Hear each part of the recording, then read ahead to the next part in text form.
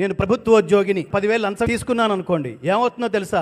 లంచం ఇచ్చేవాడు వీడు 10 కాలాల పాటు ఇలాగే ప్రతివాడి దగ్గర 25,000 50,000 చొప్పున లంచం తీసుకుంటూ సుఖంగా క్షేమంగా ఉండును గాక అని ఎవడన్నా ఆశీర్వదిస్తాడా? జ్ఞానం ఉన్నవాడు.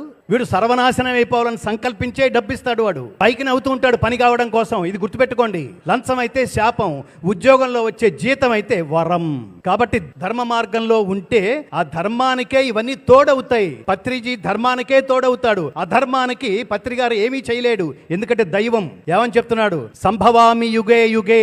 అధర్మం వృద్ధి చెందినప్పుడు, జ్ఞానం తరిగిపోతున్నప్పుడు, అధర్మం పెరిగిపోతున్నప్పుడు ఆయా సమయాల్లో దుష్ట శిక్షణ, శిష్ట రక్షణ, ధర్మ సంరక్షణముల కొరకు ప్రతి యుగమున అవతారము దాల్చుచుందును. బిడ్డలకి చెప్పండి దీని సారాంశం. ఇంత లాంగ్వేజ్ లో అక్కర్లేదు. రే నాన్న, మంచి పనులు చేయి, దేవుడు ఆశీర్వదిస్తాడు. చెడ్డ పనులు చేయి, ఏదో రూపంలో నీ ముందు నిలబడి నీ తోలు తీస్తాడు రావురే. అది చెప్పండి పిల్లలకి. చిన్నతనంలోనే చెప్పాలి.